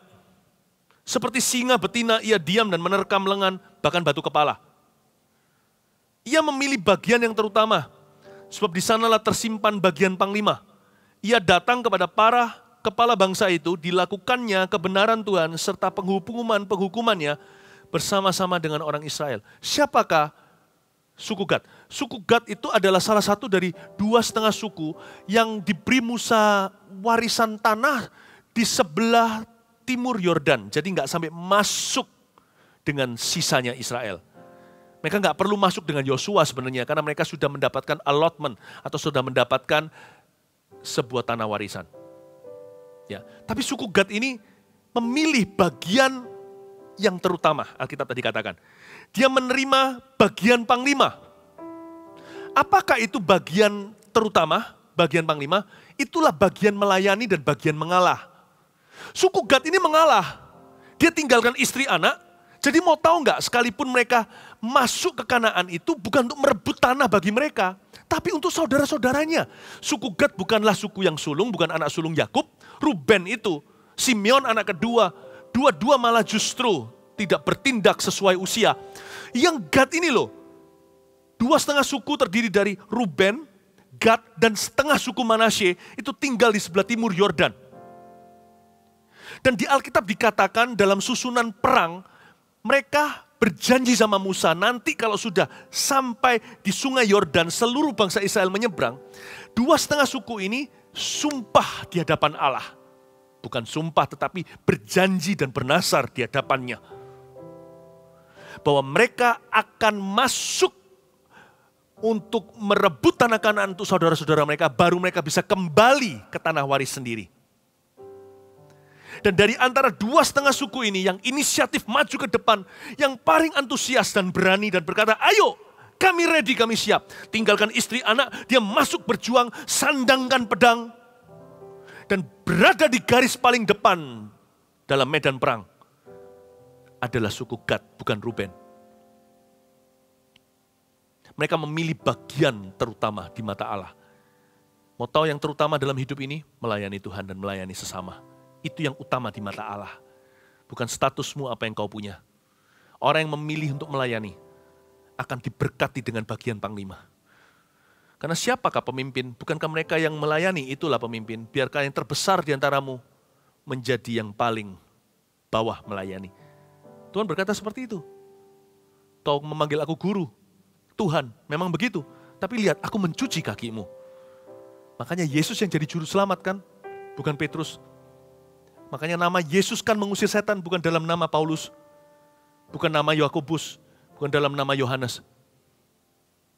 Kalau kita mau tinggikan, kita harus melayani. Kalau kita mau dibela oleh Allah, kita harus mengalah. God ini, saya bisa bayangkan, orang-orangnya itu semuanya itu mature gitu. Dewasa-dewasa. Mereka maju.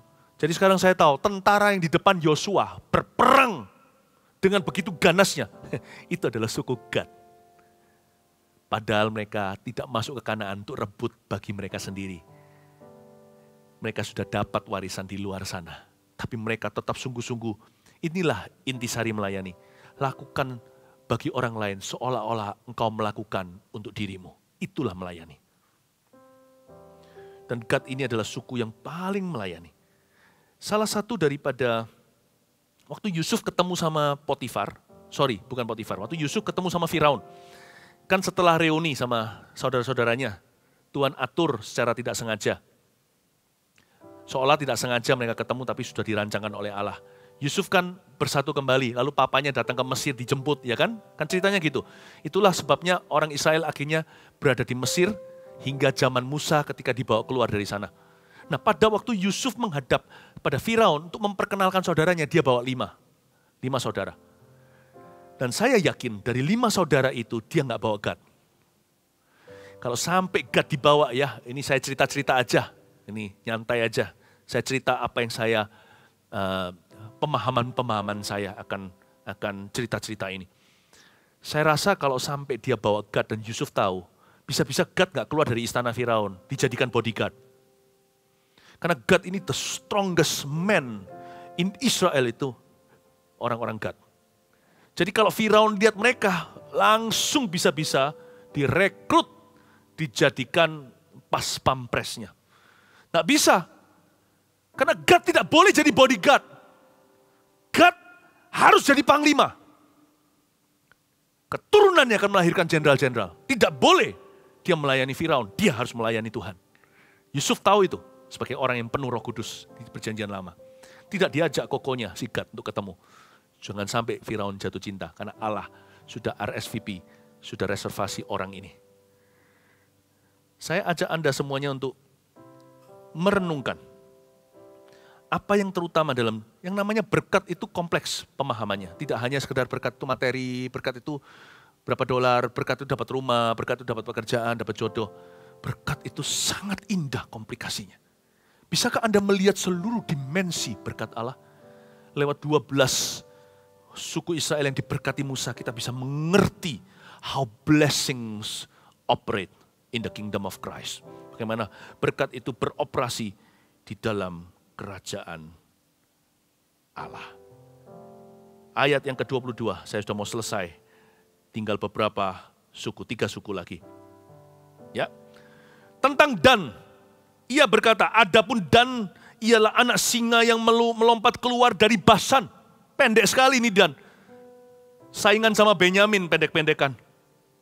Dia punya kalimat berkat dari Musa. Tapi ada banyak yang kita bisa pelajari dari Dan ini. Dia disebut sebagai anak singa yang melompat keluar dari Basan. Basan adalah sebuah gunung, suatu gunung di Israel yang terkenal zaman itu dengan satu jenis hewan buas.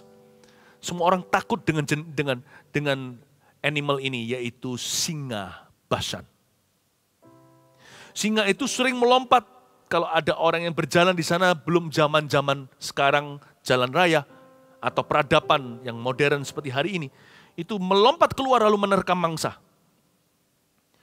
Tuhan memberikan suatu janji lewat Musa, memberkati suku ini menjadi suku yang melahirkan dan selalu keluar turn around men.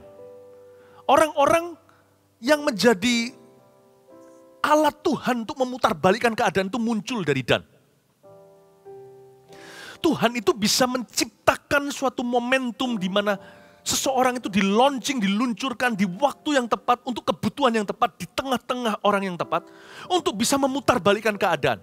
Yang kayak begitu, bukan dalam dunia pelayanan, bukan hanya tukar mimbar, tetapi merestorasi sesuatu. Kalau dalam dunia pekerjaan, itu bukan hanya staf bayaran, ini orang yang menjadi trendsetter. Orang yang menemukan sesuatu yang mengubah seluruh company-nya. Ini orang-orang Dan.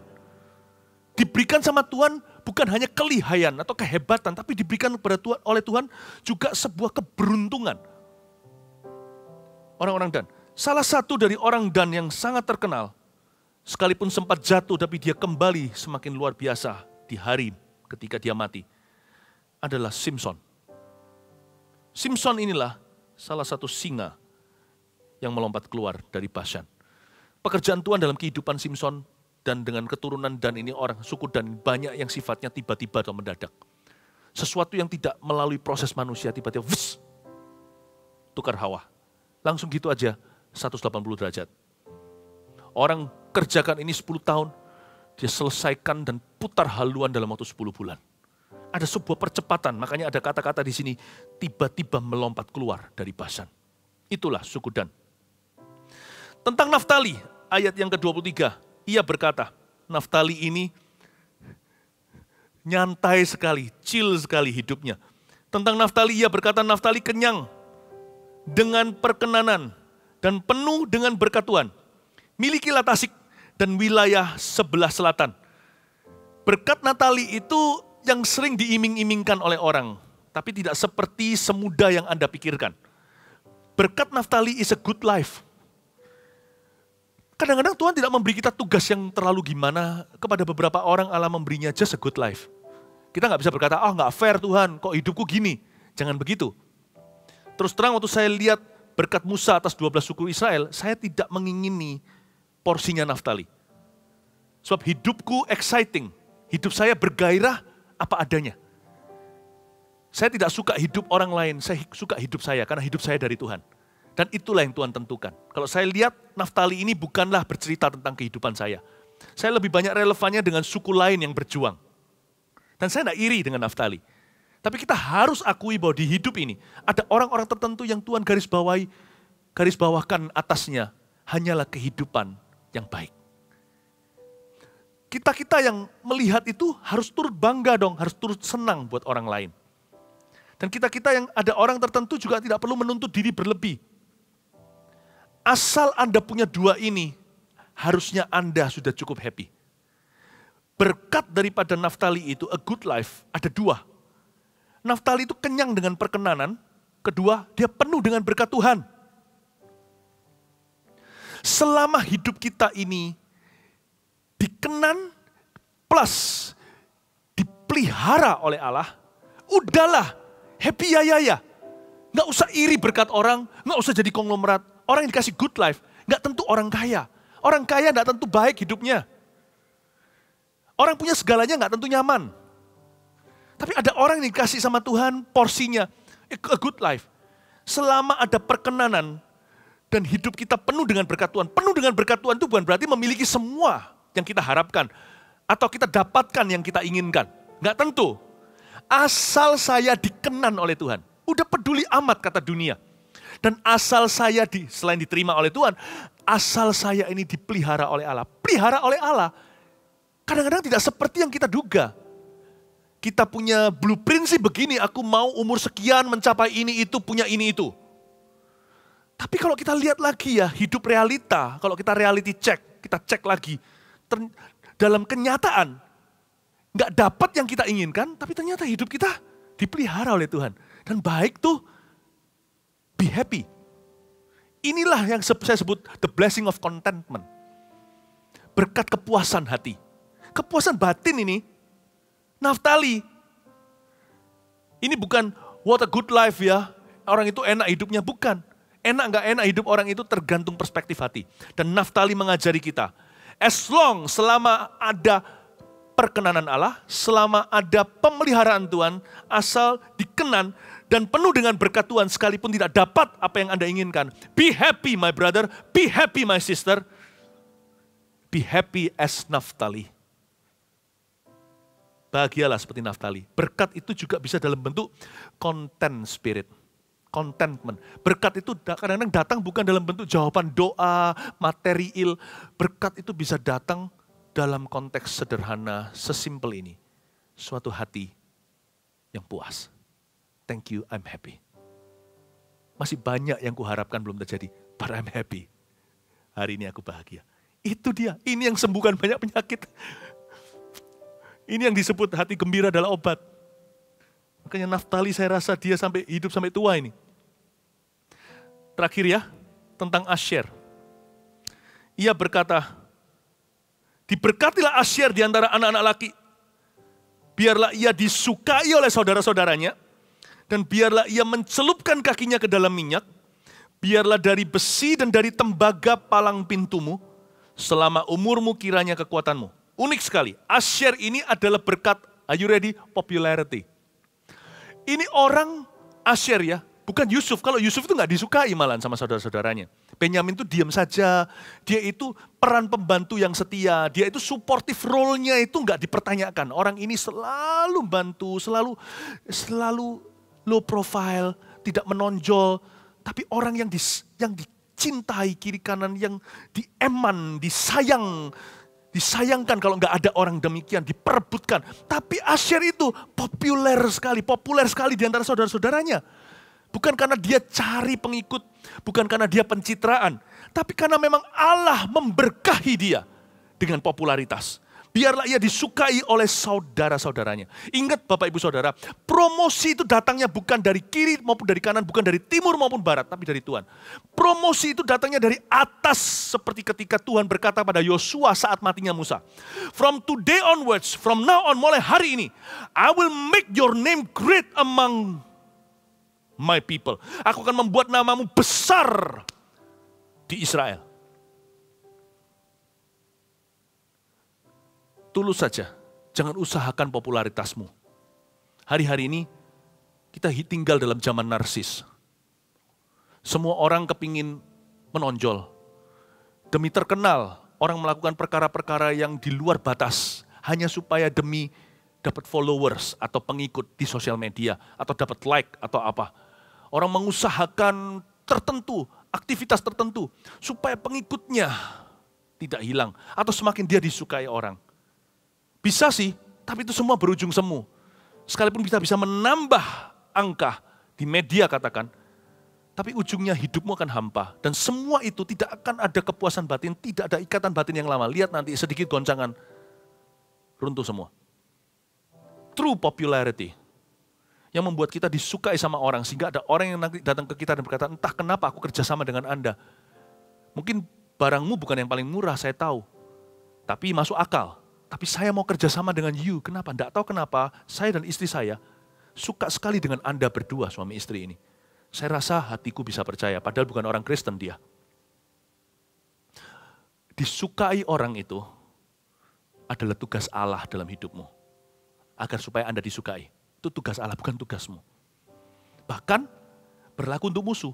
Siapa berjalan dalam takut akan Tuhan, siapa hidupnya berkenan, musuh orang itu pun didamaikan dengan dia. Dia bahkan bisa populer, disayangi oleh musuh-musuhnya. Diikuti, minimal dikagumi, sekalipun dibenci. Jangan cari popularitas. Kita bisa tiru metode orang, cara berbicara, cara berpakaian. Kita tidak mendapat popularitas yang sama. Jangan iri. Itu urusan Tuhan. Kalau memang Tuhan kasih dia, sudah bahagia, happy aja untuk dia. Kalau itu bukan dari Tuhan, sebentar lagi juga seperti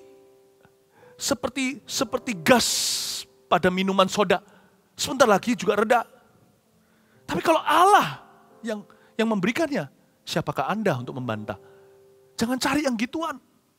Jangan cari. Tujuan kita itu seperti, yang penting itu seperti Asher.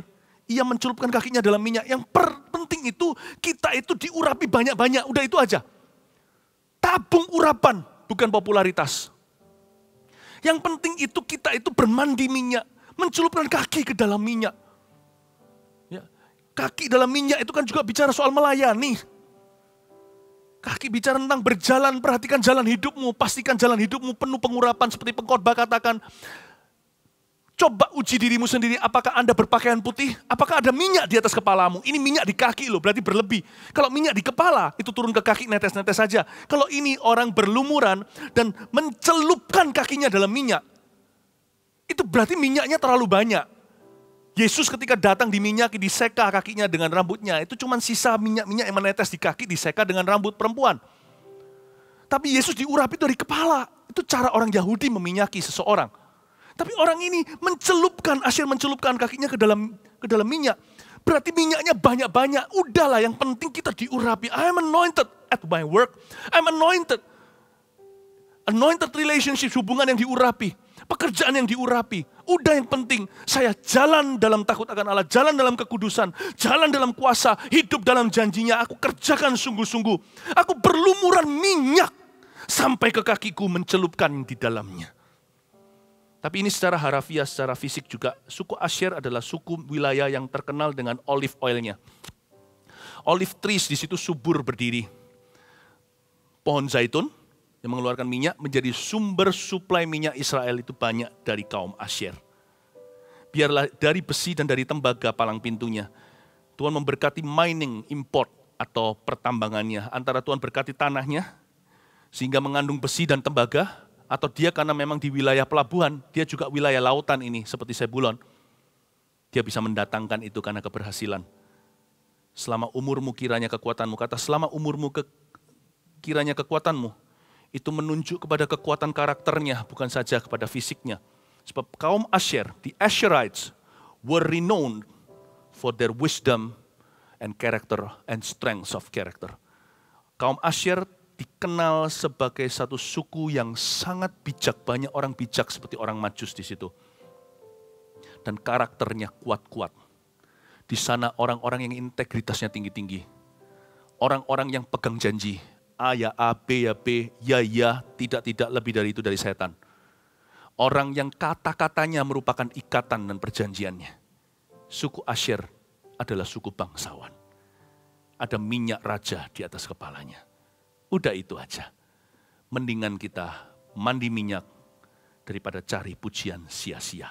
Sebab Tuhan tahu kapan meninggikan orang-orang yang layak ditinggikannya. Saya berdoa supaya Anda diberkati, supaya berkat daripada anak-anak Yakub, berkat Musa atas 12 suku Israel ini, kena kepadamu dan kepadaku hari ini.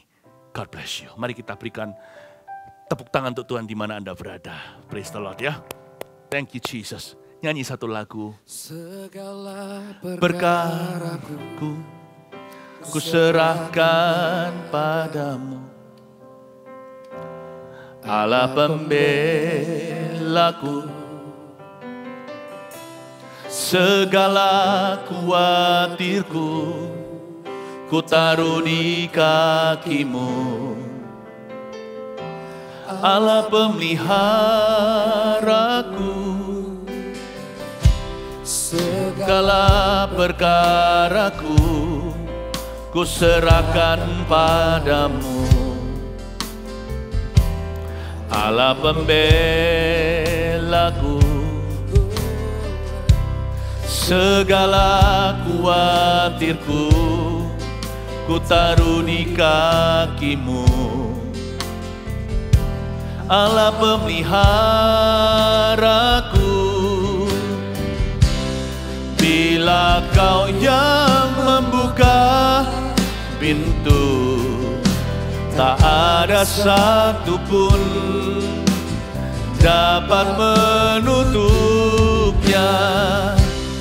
Bila Kau yang mengangkat aku, tiada yang dapat merendahkanku.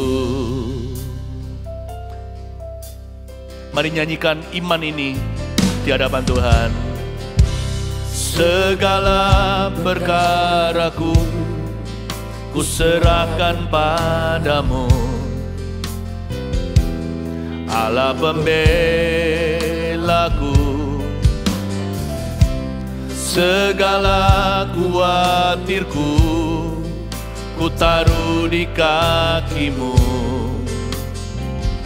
Allah pemeliharaku. Bila Kau yang membuka pintu, tak ada satupun dapat menutupnya. Bila Kau yang mengangkat aku, tiada yang dapat merendahkanku.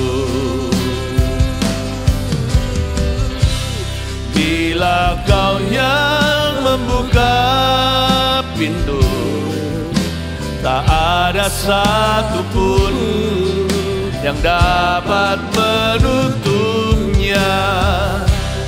Bila Kau yang mengangkat aku, tiada yang dapat merendahkanku.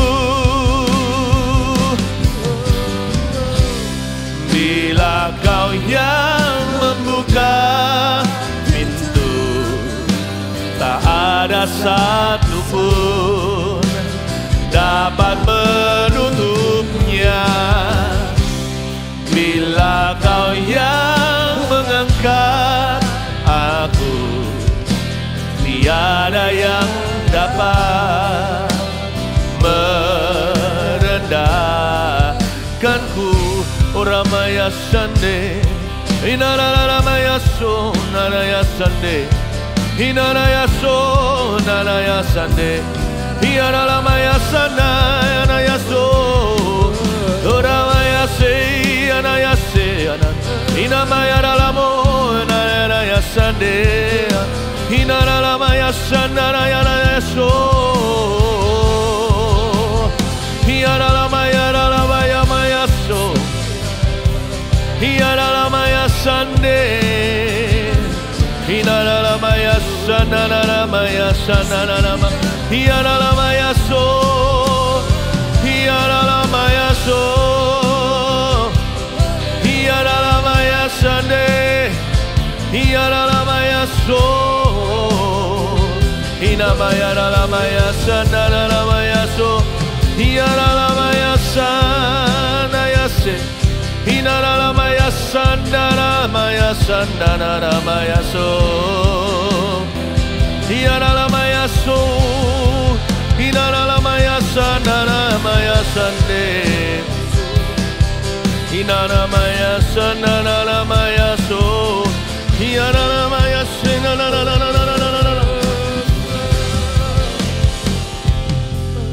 Ulurkan tanganmu ke depan sebagai titik pertemuan iman. Kita berdoa ke hadapan Tuhan, di hadirat-Nya. Tuhan Yesus, berbicaralah kepada para Naftali. Beri kami hati yang bersyukur dan berterima kasih kepadamu.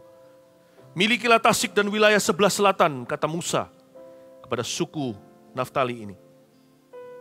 Go and possess the Sea of Galilee. Danau Galilea, Laut Galilea sebelah selatan. Miliki Tasik itu. The wealth of Kapernaum, harta Kapernaum dan Betsaida akan kau pindahkan kepada umat zaman modern ini sekarang secara rohani, secara profetik ya Tuhan. There's power in your prophecy, ada kuasa dalam nubuatanmu, ada kuasa dalam doa. Di dalam nama Yesus Kristus hamba berkati setiap warga Sebulon, setiap warga Isakar. Ya Tuhan Yesus, berkati mereka yang inland, mereka yang di pelabuhan, yang seaport, ekspor, import, di dalam nama Yesus Tuhan berkati. Saya melihat seperti alat-alat berat, seperti pembangunan, konstruksi akan mulai terjadi, beberapa proyekmu yang tertahan akan dimulai. Dan kali ini akan mengalami akselerasi percepatan, terimalah di dalam nama Yesus proyek-proyek dari Tuhan. Beberapa deal itu akan ditutup hari ini. Dalam minggu ini setelah saya berkata, bahkan telepon pun akan berdering. Anda akan memperoleh proyek-proyek baru dari Roh Kudus datangnya. Saya melihat kontainer-kontainer dibawa dengan truk-truk yang besar sekali di halaman seperti sebuah tempat yang sangat besar, siap untuk keluar, siap untuk masuk. Seperti sebuah hanggar besar seperti itu. I bless your export and import. Aku berkati di dalam nama Yesus itu akan kembali jalan. Lampunya akan menjadi hijau bukan merah di dalam nama Yesus. Tuhan akan merestui. Tuhan merestui dan menyertaimu. Terima kasih Tuhan Yesus. Saya melihat gudang-gudang yang terjual. Orang-orang yang mengusahakan ini lalu pandemi. Pusing setengah mati. Kok seperti apa sekali. Tapi hari ini engkau mendengar firman. Minggu lalu Anda mendengarkan juga tentang Yehuda. Suku yang berjuang penerobos itu. Yabes salah satunya. Anda berkata mulai hari ini Tuhan Yesus aku percaya. Segala waktu yang salah di dunia ini jadi benar karena waktu Tuhan indah. Tuhan memberkatimu, bersyukur dulu. Gudang-gudang yang barusan Anda jadikan tersebut akan satu persatu terjual. Anda tidak akan mengalami masalah dengan perbankan sebab Tuhan akan menolong Anda di dalam nama Yesus Kristus. Saya melihat lidah. Saya tidak tahu sakit apa itu. Tapi Anda tidak, you're not well. Anda dalam keadaan sakit dan sakit Anda semakin parah. Tapi lidah ada seperti ada bintik-bintik putihnya. Dan itu semakin banyak membuat Anda khawatir. Saya tidak ngerti, saya bukan dokter, Anda tetap harus ke dokter. Tapi di dalam nama Yesus penyakit ini Roh Kudus katakan disembuhkan detik ini sekarang in Jesus name. Dalam nama Yesus Kristus. Terima kasih Tuhan. Bagi yang sakit letakkan tangan di tempat yang sakit jikalau tidak memalukan. Kalau tidak bisa letakkan saja di hatinya, di dadanya seperti ini sebagai lambang saja. Tuhan Yesus di dalam nama Yesus aku tangking sakit penyakit itu. Aku minta umat-Mu dibuat sehat. Bersihkan tubuh kami dari sakit penyakit untuk kami melayani Tuhan. Seperti Bani Gad yang kuat secara fisiknya dan secara mentalnya Bapa. Sembuhkan semua pasien corona. Terutama yang ada di antara jemaat. Di dalam nama Yesus Kristus aku patahkan penyakit ini. Terima kasih Roh Kudus, Kau dengar doa kami. Jikalau Engkau yang mengangkat kami, siapa bisa menurunkan kami? Kami bukan percaya Injil kemakmuran. Kami bersandar pada kekuatan-Mu, bukan pada hikmat manusia. Karena itu kami serahkan hidup kami kepadamu Tuhan. Angkatlah tepat waktu, bukakan pintu. Kami mau melayani-Mu. Haleluya, haleluya. Jika Kau yang membuka pintu, yang membuka pintu, tak ada satupun yang dapat menutupnya. Bila Kau yang mengangkat aku, tiada yang dapat merendahkanku. Haleluya.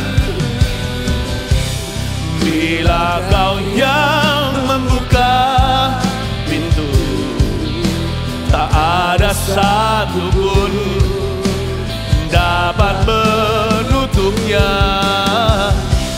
Bila Kau yang mengangkat aku, tiada yang dapat merendahkanku.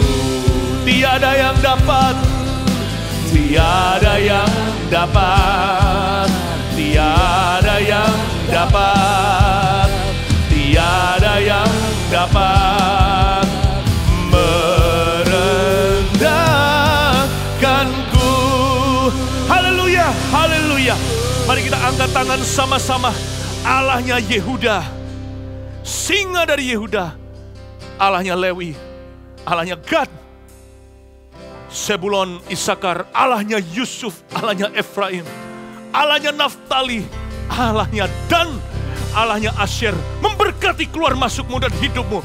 Mulai sekarang sampai selama-lamanya dalam nama Bapa, Putra, Roh Kudus. Dalam nama Yesus. Amin. Receive power. God bless you. Haleluya.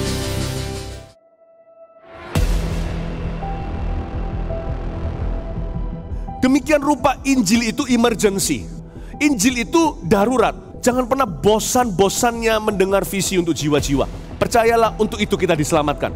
Itu purpose, itu destiny, itu tujuan. Jadi gak akan pernah tercabut dari kehidupan kita.